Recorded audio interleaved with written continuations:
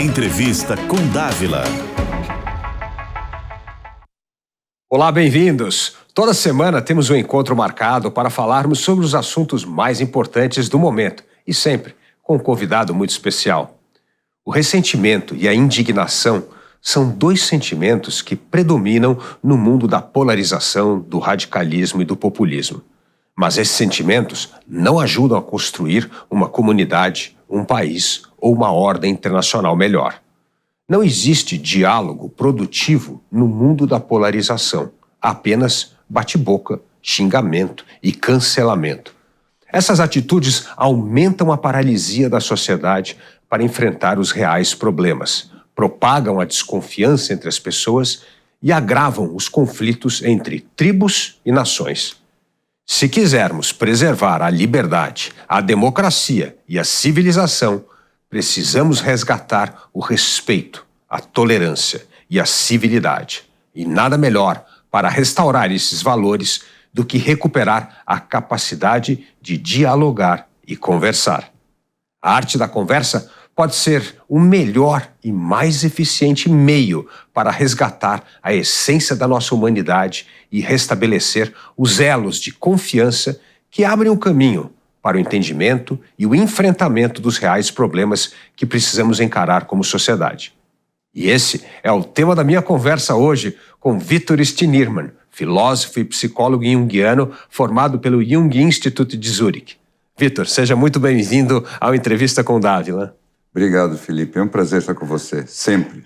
Sempre adoro as nossas conversas e aprendo muito com elas. E eu aprendo tanto as nossas conversas que eu te trouxe para a gente conversar um pouco com o nosso público aqui. Sim. Victor, uma das coisas mais importantes dessa arte da conversa, como você sabe muito bem, é o saber escutar. O que aconteceu na sociedade de tribos do radicalismo que as pessoas parecem ter perdido a arte de escutar antes de tratarmos da arte da conversa? Veja, eu já pensei bastante sobre isso. A conclusão que eu cheguei é que as pessoas, hoje em dia, estão muito procurando um protagonismo, superficial que seja, mas que dê a elas a sensação de que elas são relevantes. E essa relevância vem da sua expressão. Então nós acabamos numa polaridade hoje binária que é mais ou menos assim: quando você se expressa, quando você aparece, quando você posta, quando você fala, você existe. Quando você está só assistindo, só escutando, só prestando atenção, você não existe. Então, para existir, você tem que estar na outra ponta. E o resultado disso é que você perde a complementariedade da história. Quanto mais você faz isso, quanto mais preocupado em falar você está, isso é uma coisa que você ensina para as crianças. Primeiro, preste atenção. Escute. Depois, pense no que você vai falar. Mas se você está muito obcecado com aquilo que vai ser a sua próxima fala, seu próximo discurso, você nem escuta direito. Né? Você está escutando a própria cabeça e pensando no que você vai dizer, pensando em como é que você vai lacrar a conversa, qual que vai ser a sua grande performance. Então você não tem mais capacidade de absorção. Você está só preocupado em... E essa incapacidade de escutar tem a ver de não respeitar o outro, porque o escutar é uma forma de respeitar. Primeiro eu estou escutando o que você está dizendo, eu reajo e respondo. O que fez com que essa dissonância do escutar e falar, que você bem colocou? Veja, eu tenho a impressão de que as pessoas mudaram o significado do que uma conversa pode ser.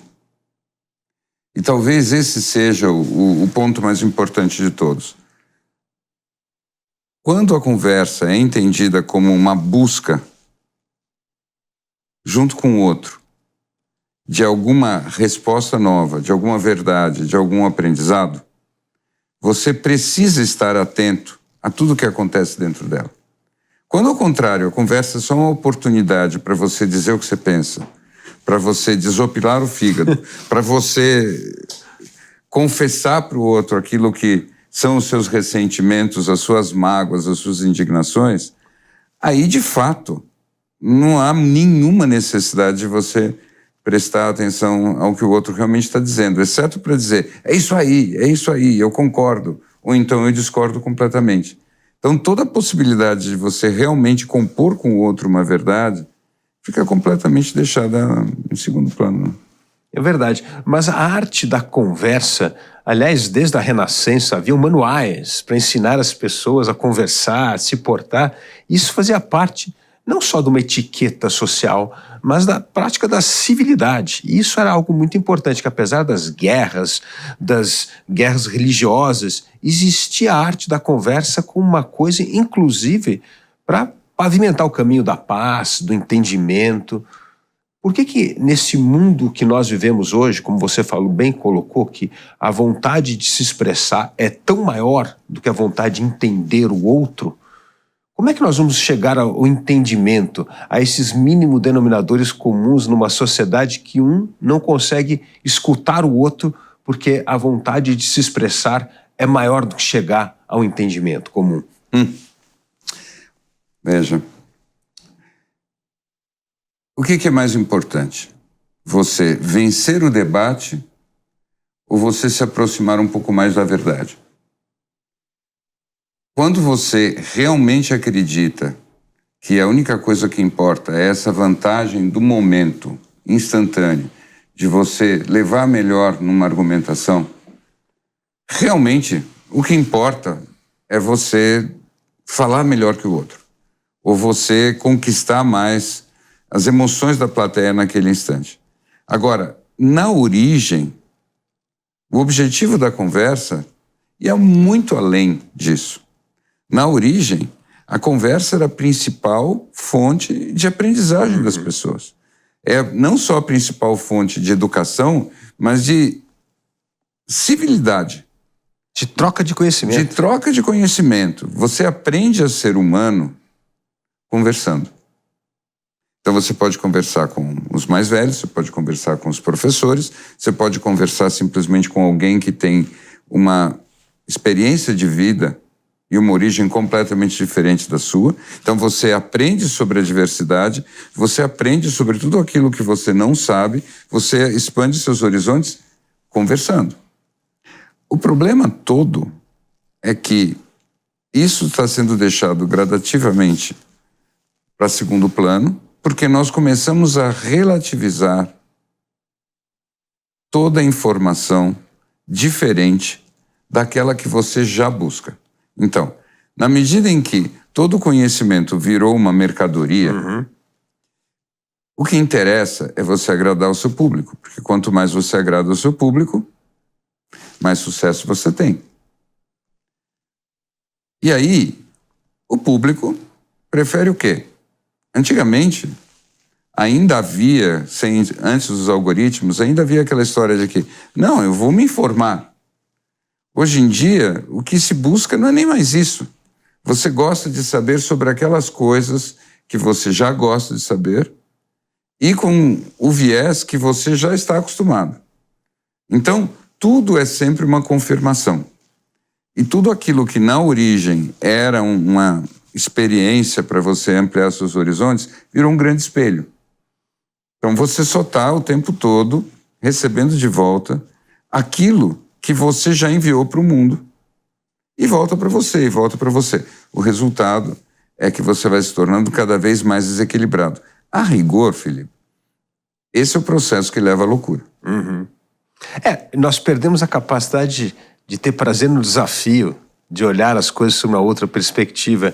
E você acabou de mencionar uma coisa muito importante, que a conversa era, na verdade, um exercício de 2 ou 3 ou 4, quanto participassem, para chegar a uma verdade. Né? E você, como filósofo, conhece muito bem a frase famosa do Kant, que dizia que verdade e significado não são a mesma coisa, que as pessoas estão em busca de um significado para as coisas, e não necessariamente da verdade. É isso que está, de certa forma, matando a arte do diálogo? Olha, é uma boa hipótese. Eu não tinha nem pensado nessa referência do Kant, mas eu acho que tem a ver, cara. Eu acho que isso faz muito sentido. Hoje em dia, aliás, a pós-modernidade é toda marcada por isso, e nós estamos no meio dela, é que a palavra verdade saiu totalmente de moda. Então, não é mais uma questão. A gente simplesmente raciocina ou teoriza que, bom, verdades, são muitas verdades, não existe verdade absoluta, não existe nada disso. Tem agora a minha verdade. O problema todo não é a existência de várias verdades. O problema todo é quando a pluralidade das verdades se transforma num álibi para você não buscar mais a verdade. E é isso que começou a acontecer. Então, assim, qualquer verdade que existir, que for apresentada para você, ela representa algum tipo de viés, algum tipo de agenda e que já não é a sua. Então, que importância isso tem? Então, por que eu vou realmente estar curioso a respeito da verdade do outro? Tudo que importa, então, é eu descobrir qual é a minha e tratar ela como se fosse uma questão de performance. Então, como é que eu vou fazer uma performance cada vez mais eficaz da verdade que eu escolhi para mim? Quase como se fosse uma questão de moda ou de aparência ou simplesmente do impacto que você quer produzir no outro. Só que com esse grau de relativismo, nós criamos uma sociedade completamente dissociada. Porque, afinal de contas, tudo que nós temos nesse mundo foi construído por pessoas que não pensavam assim. No mundo da ciência, no mundo da técnica, no mundo da economia, existem parâmetros que te dão um retorno muito claro se você está indo bem ou se você não está indo bem, se você está acertando ou se você está errando. Só que nas outras esferas da vida, nós hoje em dia nos comportamos como se essas coisas não fossem mais uma questão. Na verdade, a gente tem as tradições das pessoas que ainda se apoiam, por exemplo, numa herança, digamos, religiosa. Depois nós temos aqueles que são os técnicos, e no meio do caminho, entre o espaço da religião e o espaço da ciência exata, nós temos uma terra de ninguém, onde qualquer coisa aparentemente tem o mesmo valor de qualquer outra coisa. Só que não é verdade, né? É verdade. Não é verdade. Agora, você tocou num ponto importante. Essa parte da religião, vamos escolher um outro adjetivo, que é a transcendência. A transcendência sempre motivou as pessoas a esses grandes ideais, né? Desde o iluminismo, né? E isso fazia com que as pessoas buscassem o equilíbrio, o meio termo. Isso era parte dessa natureza, desse arcabouço de valores que foi criado desde a época iluminista até hoje, né? E hoje, nesse mundo da radicalização, da polaridade, como você bem falou, você quer vestir um figurino. Então não importa mais. O equilíbrio não é mais uma busca almejada. O equilíbrio, aliás, parece um sinal de fraqueza. Você tem que tomar partido nesse jogo. Como é esse mundo do figurino e do equilíbrio? O equilíbrio que trouxe esses valores que nos guiam e o figurino para eu me sentir à vontade no mundo dividido, polarizado. Eu tenho a impressão que em alguma outra conversa com você, eu já apontei um pouco como é que eu vejo isso. Para mim, o maior desafio que nós temos é que nós perdemos o futuro.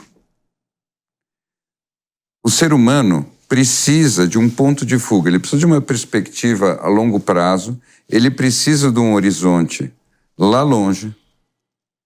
E as melhores conversas são sempre entre interlocutores que têm visões diferentes, têm origens diferentes, mas têm um futuro e uma perspectiva convergente lá na frente.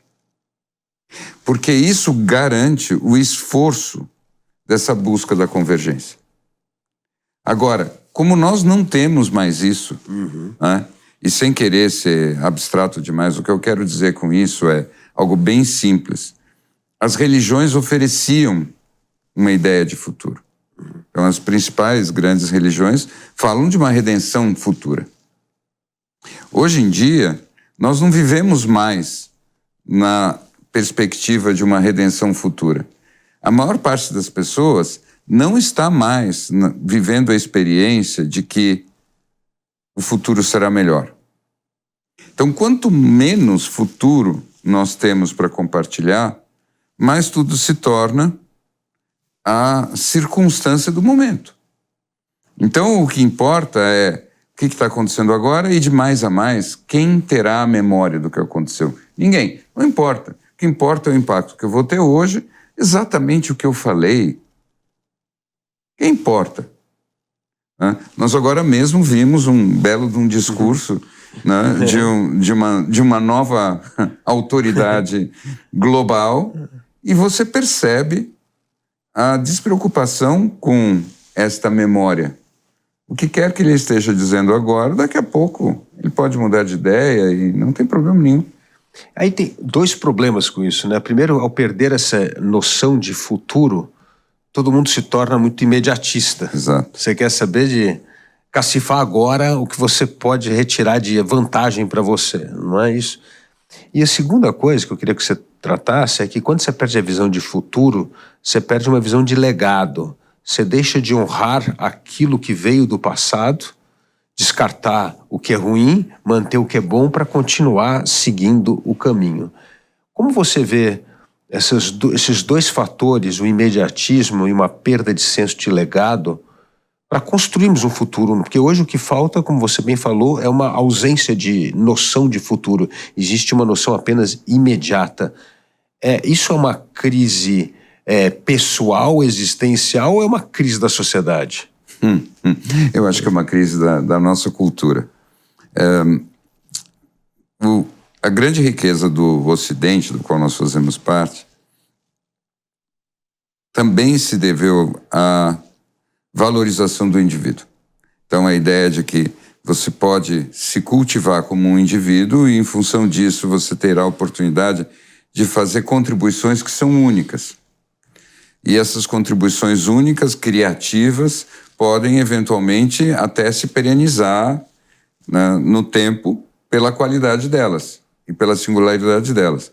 Na arte isso é muito claro, mas a ideia é que também a iniciativa livre do indivíduo é que possibilita saltos incríveis nas ciências e tudo mais. Se você pensa na história da ciência, você tem aí os grandes heróis, você tem um Newton, você tem um Einstein, e a vida deles é contada como se fosse mesmo uma narrativa das proezas dos indivíduos. Né? Não é a comunidade que estava dando suporte, é aquela história. O Newton estava sozinho durante uma peste, e em meses que ele estava lá justamente fechado, ele revolucionou a nossa compreensão da natureza e da ciência. O Einstein também estava lá, trabalhando num escritório de patentes, sozinho, obscuro, né, trocando figurinhas só com 2 ou 3 pessoas, e de repente, puf! Então, a tradição do Ocidente se apoia muito nessa qualidade excepcional dos indivíduos. O problema é que nós transformamos isso, nessa nossa versão mais recente, numa espécie de paródia de nós mesmos.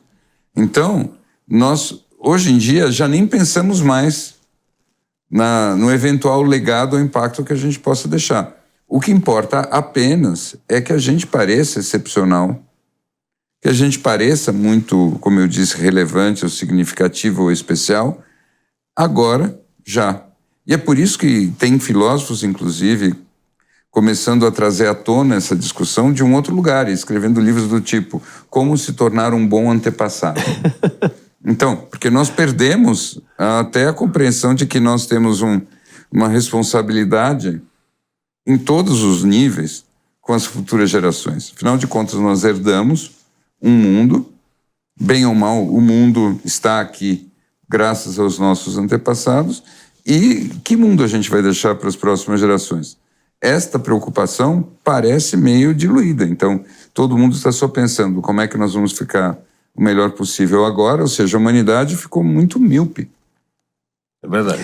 Há exceções, mas a tradição do Ocidente ficou muito assim, e ficou muito imediatista, pela maneira como nós lidamos com as coisas economicamente, pela maneira como grande parte da classe política se comporta. Então, os ciclos são curtos. Não importa se são 4 anos o ciclo de uma reeleição, não importa se são 7 anos o ciclo de um fundo de private equity, mas a ideia é, eu preciso ir até ali. Depois, o dilúvio.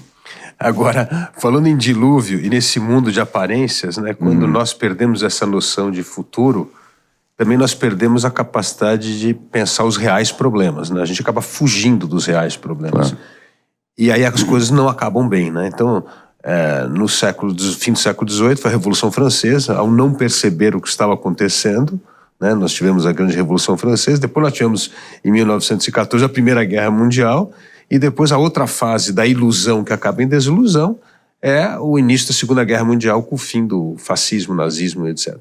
Como é que você vê essas transformações do mundo? Parece que quando nós entramos nessa espiral, nós não conseguimos sair mais, a não ser que aconteça um evento dramático, uma revolução, uma guerra? Eu acho que o movimento da história é um tipo de diálogo, mas é um diálogo entre as circunstâncias concretas e os discursos que nós nos contamos. Então, sempre existem fases em que os discursos descolam da realidade e viram quase que um delírio. Quase que a bolha das tulipas na Holanda. Então, nada é mais valioso do que uma tulipa.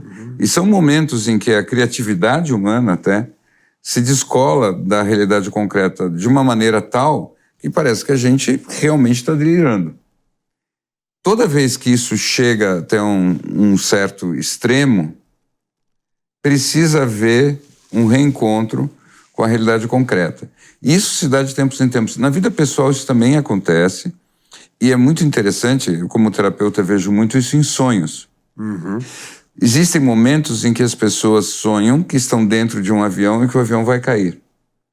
E, em geral, esses sonhos estão relacionados a essas fases da vida em que você tem que cair na real. E o cair na real raramente é um pouso suave, né?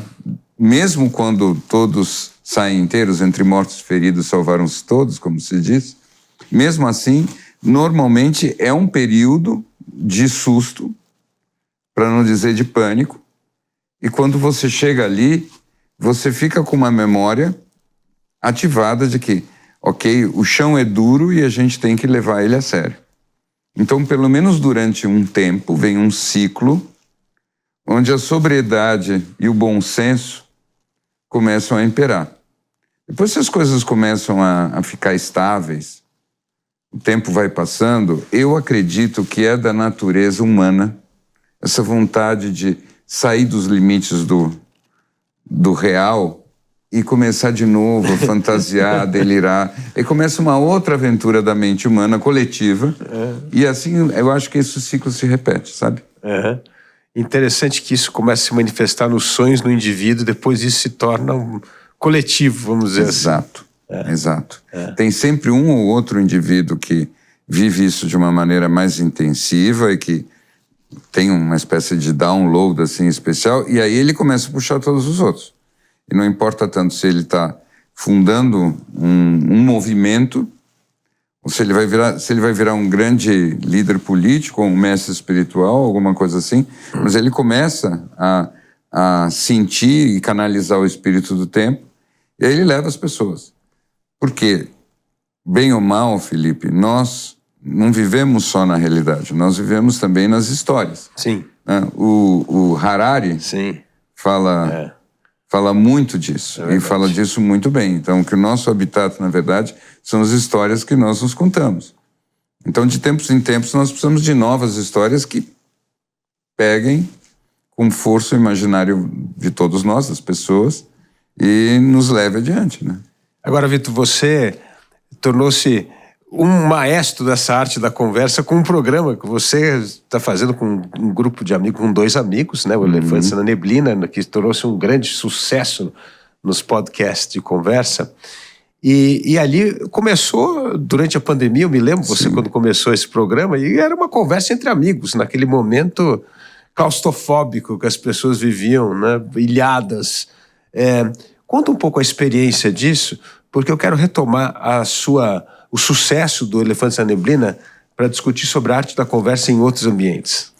Veja, Felipe, foi bem interessante, porque foi bem no momento que nós ficamos todos confinados, e era, como você lembra bem, um instante em que ninguém tinha a menor ideia do que ia acontecer. A única coisa certa é que estava todo mundo em casa, parado, sem saber o que fazer. E eu estava tendo essas conversas com os amigos e eles começaram a dizer, mas escuta, as pessoas tinham que poder escutar isso que nós estamos conversando. As primeiras vezes a conversa ia se desenrolando e quando ela acabava, um ou outro comentava, e por que nós não gravamos isso? Porque isso é o verdadeiro espírito de uma conversa quando ela é autêntica. E eu vou até dizer uma palavra forte, honesta. Numa conversa honesta, existe um movimento que transcende o movimento dos falantes e que vai levar a conversa para onde ela tiver que ir. E você, a certa altura, vai dizer, eu não imaginava que a gente ia acabar falando disso. Eu não imaginava que a gente ia chegar nessa conclusão. Então, a conversa verdadeira, puro sangue, ela é uma experiência de descoberta. E por isso ela está associada com a busca da verdade. Não com encontrar a verdade, mas com buscar a verdade. Sim. E naquele momento, do começo da pandemia, estavam todos exatamente buscando uma conversa que pudesse lidar um pouco com aquela experiência que nós estávamos tendo, que era uma experiência de desorientação. E por isso nós imaginamos essa grande neblina como esse momento e os elefantes como as grandes questões que nós íamos ter que enfrentar, que nós mal conseguíamos vislumbrar por causa dessa neblina toda. Então nós só tínhamos vultos, né? E todo o processo de se localizar estava ali. Aí com o tempo, enfim, nós fizemos isso, transformamos num podcast, colocamos sem nenhuma publicidade isso no ar.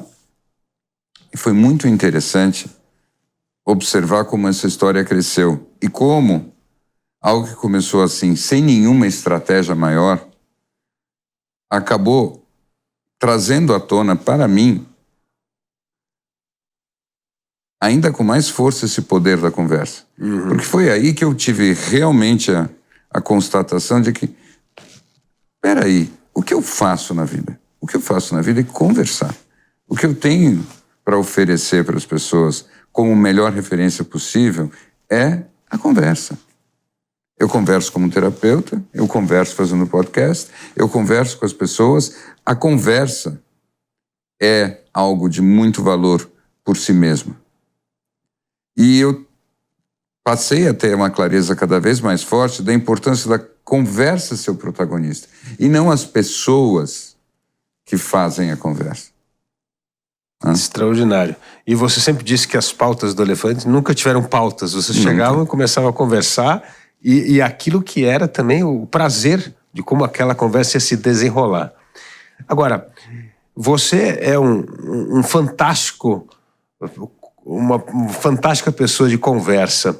Agora, como restabelecer a conversa em pessoas que deixaram de conversar? Eu vou pensar em 2 cenários aqui. O primeiro é a família. Eu fico hoje estarrecido como dentro de uma casa, de uma família, as pessoas são estranhas uma para as outras. Você só descobre que a pessoa está vivendo uma crise, ou que tem um posicionamento radical, ou que tem uma atitude estranha, quando acontece um desfecho complicado, né? Não é uma coisa normal. Como você sugere para as pessoas restabelecer o diálogo, pelo menos começar no núcleo central da família, da casa, como pais e filhos, irmãos, avós, como voltar a ter esse diálogo do interesse um pelo outro e não ser mais uma esfera de estranhos que virou a família? Excelente pergunta. Eu acho que eu tenho uma resposta bem direta e prática, mas eu vou expandir essa resposta porque eu acho que ela é muito maior nas consequências, tá? Eu acho que é assim. O convite ou o desafio é bem simples. Você conhece aquela pessoa, sabe-se lá, talvez a vida inteira. Pense em alguma coisa sobre ela que você não sabe e que você consiga querer perguntar. A chave da resposta é você recuperar uma curiosidade. Se você não tem curiosidade nenhuma e não consegue ter curiosidade nenhuma sobre aquela pessoa, você não vai conseguir. Se você conseguir ter curiosidade, porque você conseguiu imaginar uma pergunta, por mais maluca, até estapafúrdia que essa pergunta seja, Se você consegue elaborar isso, você tem curiosidade. Se você tem a curiosidade, você tem o interesse. E aí a chama se acende outra vez. A expansão que eu quero fazer nessa resposta, Felipe, é só dizer o seguinte: talvez isso seja realmente um dos maiores problemas da condição humana. Nós, por uma questão biológica até, de economia, nós tendemos a ter muito pouco tempo de curiosidade sobre as coisas. Então, eu fico curioso a teu respeito. Mas se depois nada aconteceu, você continua mais ou menos sem me surpreender, eu perco a curiosidade. Eu passo a me dizer que eu conheço o Felipe. E isso não é uma verdade. Quando nós somos crianças, nós somos curiosos em relação a tudo. Escuta, por que você usa essa cor? Por que você senta assim? Por que você fala desse jeito? O que está acontecendo aqui? Tudo isso é motivo de curiosidade. E para mim não é um acidente que esse, em geral, é o período da vida que a gente é mais feliz, porque a gente é mais expansivo, porque a vida é uma grande aventura de descoberta. Então, a chave é tentar recuperar essa curiosidade, conseguir fazer perguntas, e a partir daí, quando você tem essa mentalidade desperta, de ser curioso, você começa a conseguir conversar. Todo bom conversador, antes de mais nada, é uma pessoa que manteve viva a curiosidade. Não, e outra que você vai se surpreender com as revelações que virão, que você tem curiosidade, e aquela pessoa vai se surpreender contando coisas que provavelmente você não sabia nada sobre aquilo, e aquilo cria essa chama do interesse, como você bem falou, que é a arte essencial para manter essa curiosidade viva, né, aflorada, né? Sim. Agora, o segundo ponto é como recuperar a arte do diálogo em ambientes que você joga para a plateia. Ou seja, a política, por exemplo. A política não é só uma conversa, um entendimento entre duas pessoas. É um entendimento entre duas pessoas num palco. Sim. E isso tem repercussão. Como quebrar essa polarização com a arte do diálogo sem perder as pernas na política? Bom, eu tenho umas opiniões sobre isso que eu vou compartilhar com você. Você depois me diz quão utópico eu estou sendo nisso. Mas a impressão que eu tenho, Felipe, é que nós precisamos vencer algumas falácias que muitas vezes não são explícitas, mas estão ali o tempo todo presentes nesse cenário. Essas falácias são de que as respostas são fáceis, são rápidas, e todo mundo sabe o que precisa ser feito, tá? Na minha experiência,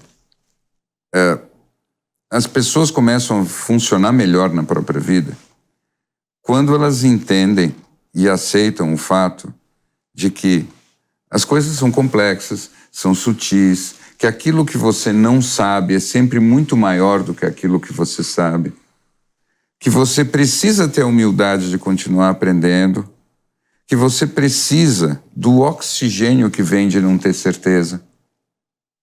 E não à toa, as pessoas que amadurecem bem pela vida, elas vão tendo cada vez mais essa atitude e não tem nenhum problema de contar isso para você. Pois bem, então para mim é o seguinte: a chave é não trate o teu público como se ele fosse criança. Não trate o seu público como se ele não fosse inteligente. Tenha coragem de falar com o seu público dizendo: olha, essas coisas são complexas. Eu acho que o meu interlocutor está sendo simplista. Algumas coisas que ele diz fazem sentido, mas para mim é tudo muito mais complicado do que isso. E vocês, o que vocês acham? Eu acredito que quando você abre essa dimensão da complexidade mesmo das coisas para o interlocutor, ele vai dizer: não, é fato. O que nós precisamos é sair esse hipnotismo de que conversar é um ping-pong. No ping-pong é assim: nossa, que jogada, nossa, como foi? É muito mais do que isso. Nós temos uma vida para avançar, nós temos um mundo para construir, nós temos incríveis dilemas que nós não sabemos muito bem a resposta, mas todo mundo que se debruça sobre eles diz, é complicado mesmo. E a gente vai transformar tudo num ping-pong muito simples? Não é verdade. E eu acho que as pessoas sabem que não é verdade, só que elas se distraem. E elas têm pouco tempo de atenção para aquilo. Pouco tempo de atenção. Mas assim, o ponto é, você não precisa oferecer a resposta, mas você precisa formular as perguntas certas. E eu acho que você trouxe um ponto muito importante. Na verdade, o que você está dizendo é, traga as pessoas para a conversa. Elas não são espectadoras, elas não vão ficar sentadas lá no teatro assistindo ping-pong. Não, venha jogar com a gente, venha entender por que isso é complexo. Você dá quase a responsabilidade a elas para elas reagirem àquilo de uma forma madura e não dessa forma infantil, como se espera que se reaja uma plateia quando você está jogando aqui e os outros são apenas ali coadjuvantes, ou aplaudindo, ou criticando, ou vaiando, né? Eu acho que esse é um ponto importante. Parte da cidadania parece que perdeu a consciência da sua responsabilidade, dos seus deveres, né? Hoje a gente só fala em direito, mas não fala em dever. Você acha que isso é uma infantilização do indivíduo? Eu tenho a impressão que nós nos tornamos consumidores. Né? A nossa atividade econômica passou a existir não a partir da necessidade, mas a partir do desejo. Então, como é que você vê isso na prática? É muito simples. Você vê pessoas abrindo mão de necessidades básicas para, por exemplo, apostar. Porque dá vontade de viver o sonho de fazer uma aposta e ganhar a aposta, jogar, ou sei lá, você às vezes abre mão de alguma coisa que é muito mais fundamental para a tua subsistência ou para o teu futuro em nome de um retorno imediato. E nós estamos todos organizados assim hoje em dia. Ou seja, nós somos consumidores, nós não somos pessoas construindo um mundo mais. Na medida em que a gente está só consumindo, todo o imediatismo é ativado o tempo todo. E isso é infantil. Então tem um exercício clássico, né? Uma experiência que você com certeza conhece, que é a experiência do marshmallow. Então você bota lá uma criança de 5 anos, e você bota um marshmallow diante dela e sai da sala dizendo, olha, se quando eu voltar esse marshmallow ainda estiver aí, você vai ganhar 2 marshmallows. E esse retardamento da gratificação, por assim dizer, indica muito do nível de maturidade que aquela criança de 5 anos já tem. E muitas crianças não aguentam. Assim que estão sozinhas e não tem um adulto lá, vão lá e pegam o marshmallow. Pois bem, nós criamos, nas últimas décadas, uma cultura que premia a criança que não espera e come logo o primeiro marshmallow. Porque a ideia não é que se ela esperar, ela vai ter o segundo marshmallow. A ideia é que se ela perder aquela oportunidade com aquele marshmallow, vão tirar aquele único marshmallow dela, ela vai ficar sem marshmallow nenhum. Então é assim, se você vê um doce diante de você, não hesita, pega e come. Nós estamos vivendo assim. E isso daí é a impossibilidade da construção. Nós estamos completamente reféns dos impulsos e do momento imediato, né? Assim, somos crianças. E o impulso tem a ver com valores também, né? Você diz o valor da recompensa, o valor... E agora vamos discutir um pouco essa questão de valores, que me parece que tem uma crise que antecede a isso. Você como psicólogo, filósofo, a minha leitura é que esse esvazio da humanidades na escola, na educação, na discussão, mesmo na família, isso cria uma sociedade infantilizada que a única coisa é o utilitarismo do retorno imediato sobre as coisas. O que trouxe essa crise? Porque nós saímos de uma época não muito longe, de uns 70, 80 anos atrás, que a humanidade era tudo, né? Se estudava grego antigo, latim, história, geografia, eram coisas valorizadas, né? Hoje isso não é mais tratado como algo fundamental. Aliás, os jovens perguntam, para que eu preciso saber isso se isso não tem nenhuma aplicação na minha vida? Então, como você vê a perda da construção de histórias, como o Harari bem disse no Nexus, como que nós vemos essa história da maturidade da pessoa quando ela está desvinculada de valores permanentes, vamos dizer assim, que essas narrativas, essas histórias, essas tradições nos ensinam? Olha, eu vou dizer uma coisa, Felipe. Eu já vejo em alguns segmentos da sociedade até uma volta. Um renascer disso. Um renascer disso. Então você vê, por exemplo, essa moda da filosofia estoica, que você com certeza acompanha. A filosofia estoica, para quem não sabe, é uma filosofia perfeita para tempos incertos. Para tempos em que você não tem uma visibilidade e que você investe em ter a atitude correta, porque só assim você se mantém equilibrado, você se mantém minimamente saudável. Não é uma promessa de que você vai ter um domínio da tua vida ou um controle das circunstâncias, mas é a promessa de que você vai manter um equilíbrio interno, uma dignidade e uma lucidez, não importa o que aconteça. E isso é a base mesma de uma identidade centrada em virtudes. Pois bem, isso já está começando a acontecer. Por quê? Porque, essencialmente, se você não tem nenhum ponto de apoio por aí, você, essencialmente, é alguém que pode estar vítima do primeiro vício, seja ele qual for. E quando eu falo assim, não estou querendo falar como um pastor preocupado com os vícios e tudo mais. Eu estou querendo dizer que você ficar horas no teu celular é um vício. Você ficar tomado por qualquer comportamento compulsivo também é um vício. Se você não tem a preocupação com um código de valores, seja ele qual for, você está à mercê dos teus impulsos. E estar à mercê dos seus impulsos significa que a tua vida ela vai acabar não fazendo mais sentido. E você vai estar exausto, desequilibrado, pouco saudável e sem perspectiva no longo prazo.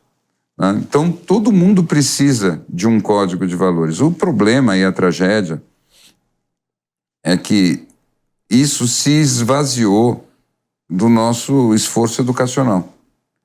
Então, muito da nossa educação hoje em dia não envolve mais o exemplo. Muito da nossa educação hoje em dia é simplesmente como se a criança ou o estudante fosse um cliente e eu ofereço para ele mercadorias, ou seja, informações, que ele possa dizer, estou satisfeito. E aí, de novo, não tem nada a ver com educação propriamente dita. Tem a ver só com uma informação e que enfrenta um limite muito claro, né? Porque, como você bem sabe, qual é a informação que vai ser relevante daqui a 10 anos? Ninguém sabe. Então você aprende um monte de coisa que não sabe se vai ter utilidade alguma. Não. E saímos da informação, nós estamos na informação e deixamos de fazer a formação. A formação, né? Exato. Esse é o exato. ponto. Você vê no Japão, desculpe só acrescentar isso, no Japão, na educação pública japonesa, nos primeiros anos de escola, não existe matéria. As crianças, elas só estão aprendendo a como se posicionar em sociedade, como é que elas se localizam, como é que elas se comportam e tudo mais. A parte da matéria vem depois. Você tocou no ponto importante dos estoicos, né? Os estoicos tinham uma postura muito interessante, que é assim, nós precisamos separar as coisas que estão ao nosso alcance para mudar e aquela que nós não conseguimos mudar. E isso é uma coisa que dá um conforto no momento de insegurança, de polarização, de radicalismo, né? Mas aí começa o como fazer isso, né? Como você bem falou, nos estoicos era baseado nas virtudes. Então, o senso de coragem, de justiça, temperança, fortitude, etc. Como discutir valores sem atrelado a uma caixinha de ferramentas que resgata a virtude?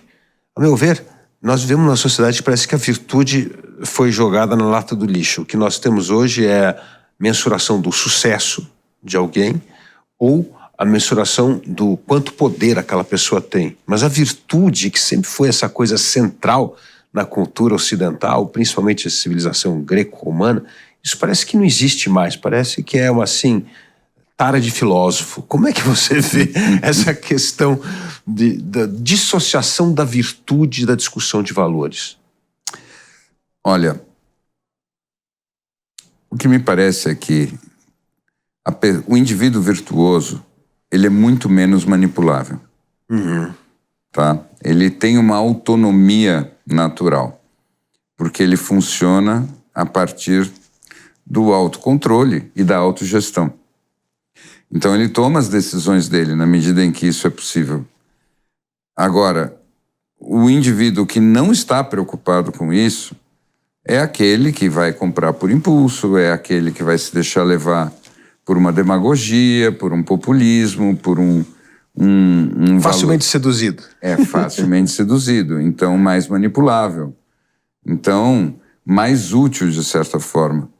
Para bem ou para mal, uma coisa que caracterizou os últimos 100 anos foi a constatação de que as massas iam ter muita influência e muito poder e de que seria muito perigoso deixá-las soltas por aí. Então, como é que nós fazemos para controlá-las? Nós as controlamos manipulando as paixões delas. Porque se nós tivermos que olhar para cada um e argumentar com sutileza e tudo mais, como é que nós vamos garantir que nós temos o controle dessa população toda? Então, é uma tentação muito grande você apelar para o argumento fácil, para manipulação, para o discurso que, mesmo não sendo verdadeiro, é hipnótico. E essa tentação, historicamente, deu certo por algum tempo. Por algum tempo. Por algum tempo, mas é sempre só por algum tempo. É verdade. Então, durante algum tempo dá certo e depois sempre acaba mal.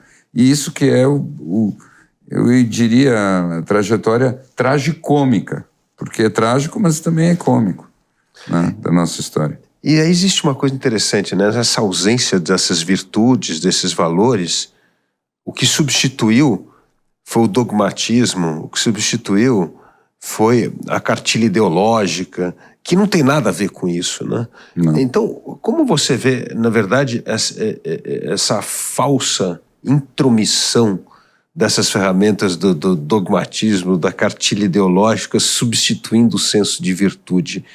Isso vai criar pessoas ainda mais utilitárias, imediatistas e de fácil sedução por esses apelos populistas? Olha, até em respeito a tudo que eu estava dizendo antes, eu vou dizer que para mim essa questão é bem complicada.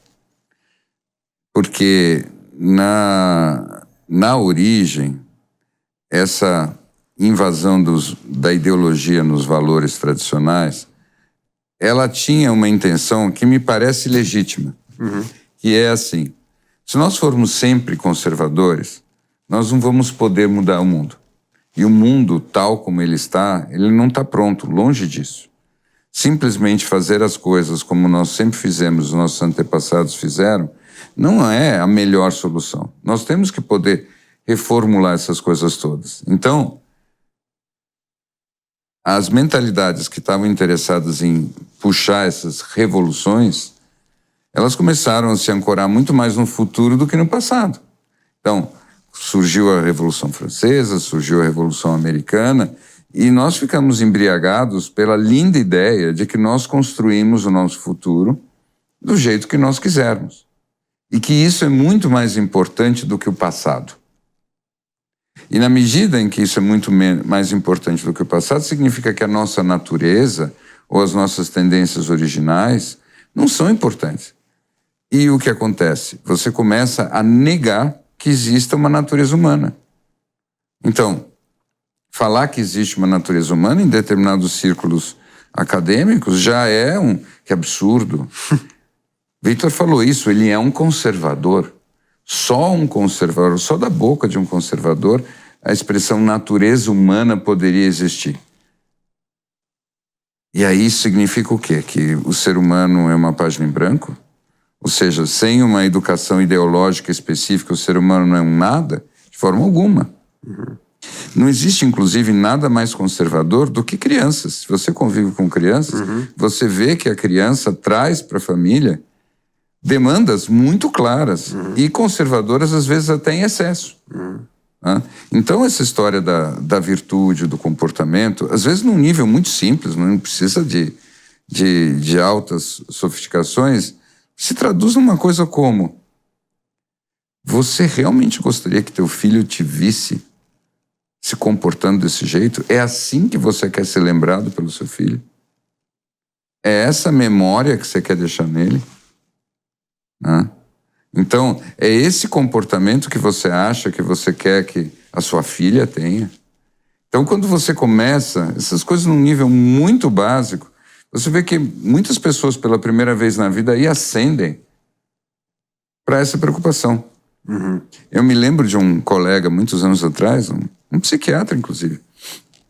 Ele teve filho tarde. E ele me dizia, que engraçado, eu passava na frente da TV e tinha todos aqueles programas, alguns me interessavam, outros não. Nunca me preocupei muito com isso. Agora que eu tenho filho, eu passo na frente da TV e eu digo, como é que estão passando isso na TV?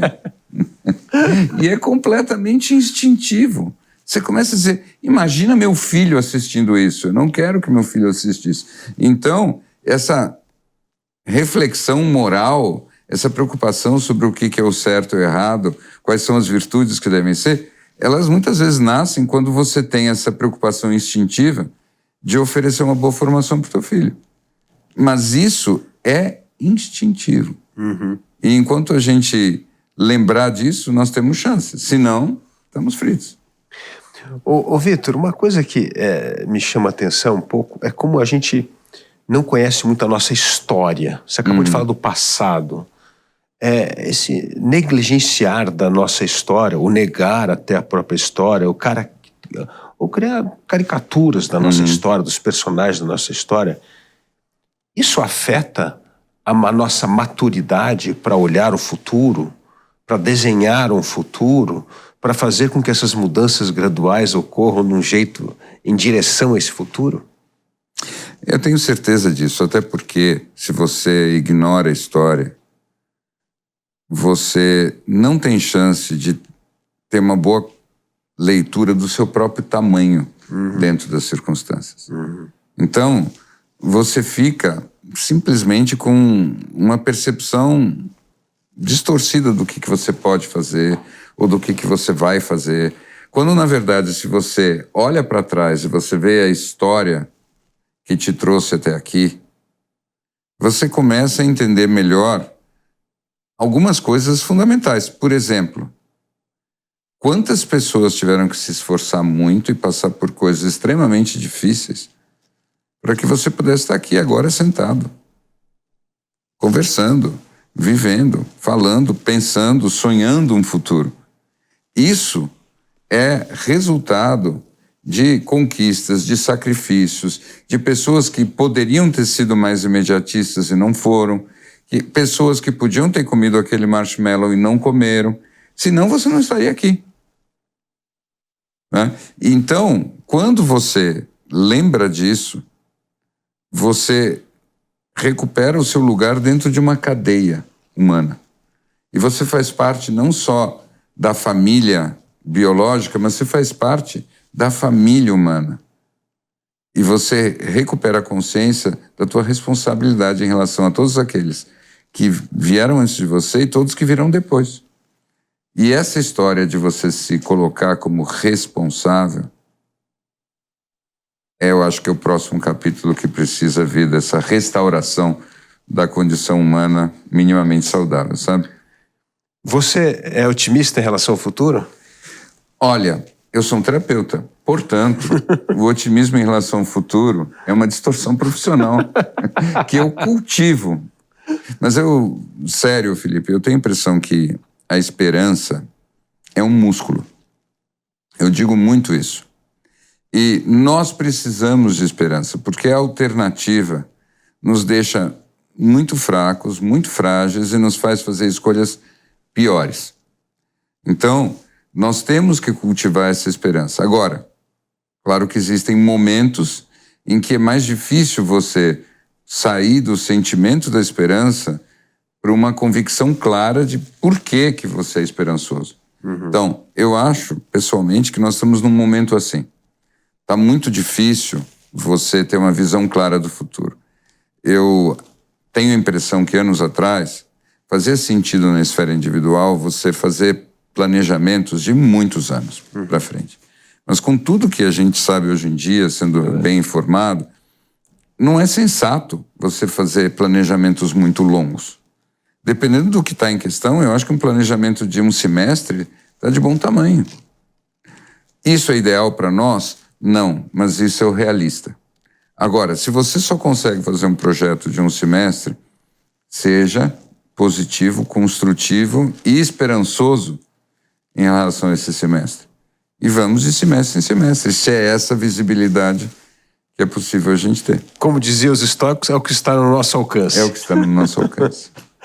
Vitor, muito obrigado por esse bate-papo, essa nossa arte da conversa. Eu espero que tenha inspirado vocês aí, porque nós precisamos começar a voltar a conversar para resgatar a curiosidade, o interesse, e quem sabe com curiosidade e interesse vamos rever alguns valores importantes e isso vai fazer com que tenhamos um futuro melhor e uma esperança até mais realista.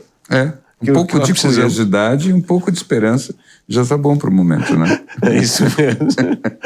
Muito obrigado, Vitor. Obrigado, querido. Sempre um prazer. E a gente fica por aqui. E para você que gosta do jeito Jovem Pan de notícias, não deixe de fazer a sua assinatura no site jp.com.br. Lá você acompanha conteúdos exclusivos, análises, comentários e tem acesso ilimitado ao Panflix, o aplicativo da Jovem Pan. Obrigado pela sua companhia e até o próximo Entrevista com Dávila.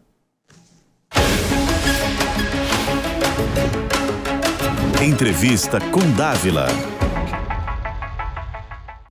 A opinião dos nossos comentaristas não reflete necessariamente a opinião do Grupo Jovem Pan de Comunicação. Realização Jovem Pan News.